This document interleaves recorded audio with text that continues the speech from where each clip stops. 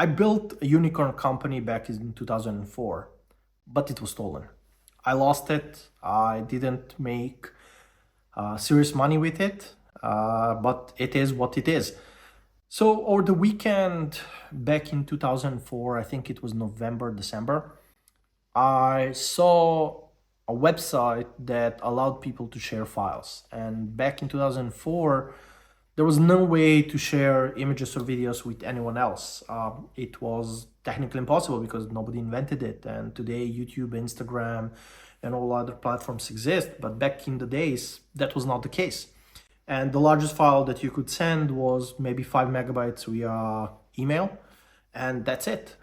You were able to send files via ICQ or MIRTS, the chat channels or something like that.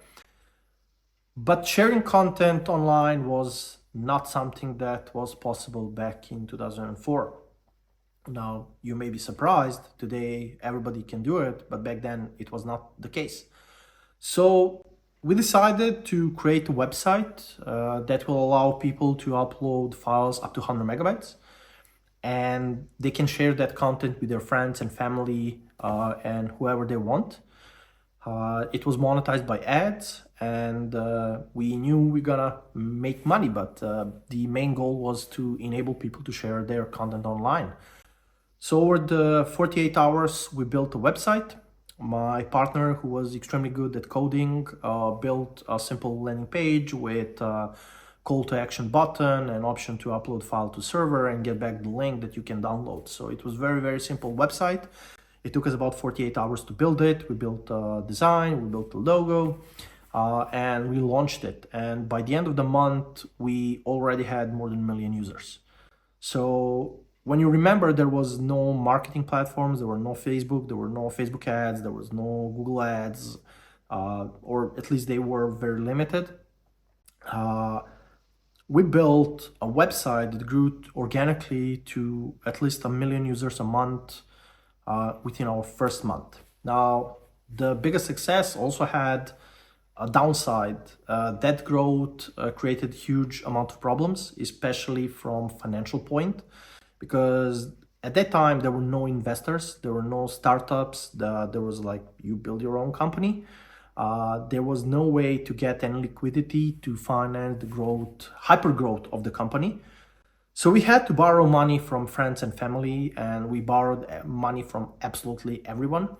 And the biggest problem was it took about 115 days before the money made in January was deposited in our bank account. So we had a pretty big gap of 4 or 5 months before we would see any money from monetization of the website.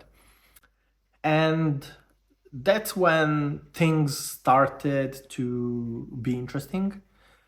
We were approached by one of the largest server companies whose service we were using, because we were adding each servers almost every day. We needed a new server, and then there was no load balancing and automatically scaling with the servers. Everything had to be manual. They reached out and they were interested in acquiring us, or at least buying percentage of the company, but unfortunately that didn't happen.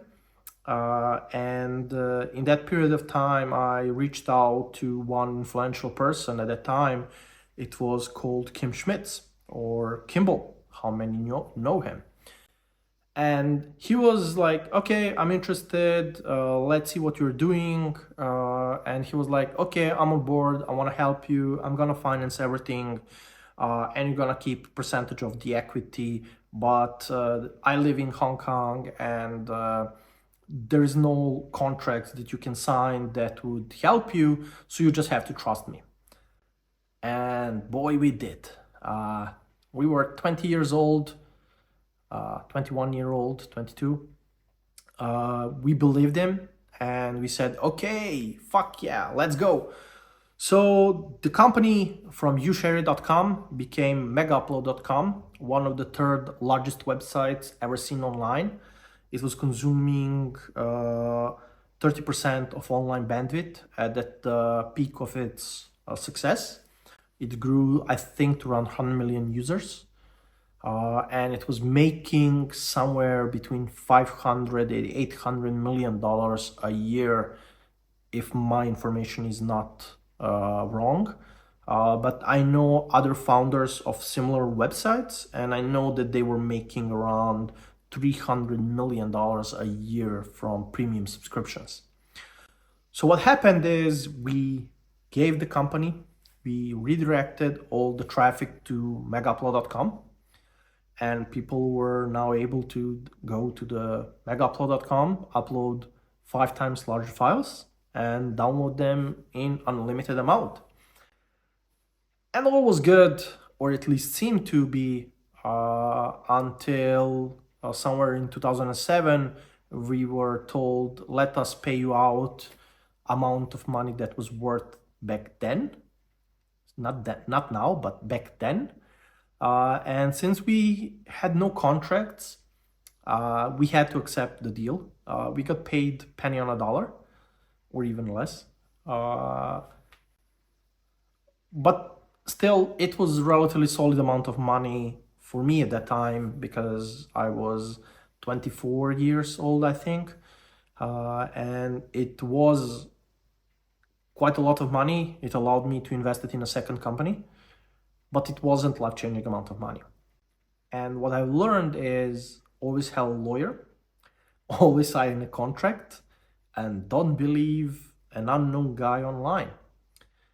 And between 2005, when they took over the ushare.com, I kept working for about 2 years, no salary, nothing, on growing the company. So in the shadows, I still kept promoting the links and content that was uploaded.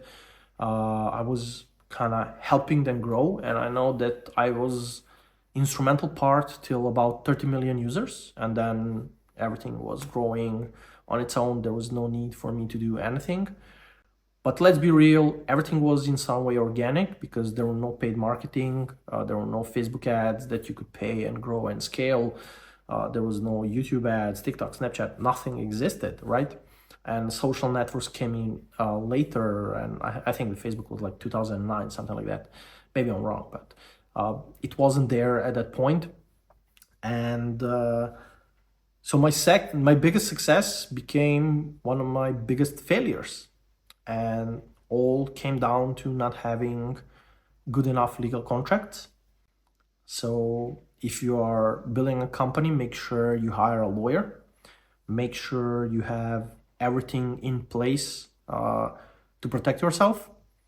And the good thing is I didn't get sued by American government, FBI, because honestly, I never had anything to do with what they did with the business after some point. They were the ones controlling everything, and they allowed for company to escalate into something that was never our vision. But they made hundreds of millions of dollars, maybe even billions in profits. So they got what they got. FBI, I guess, took most of it. But it hurt. It hurt because the biggest company I built was stolen from me. And thank you, Kim, for that. You fucked me, but it is what it is.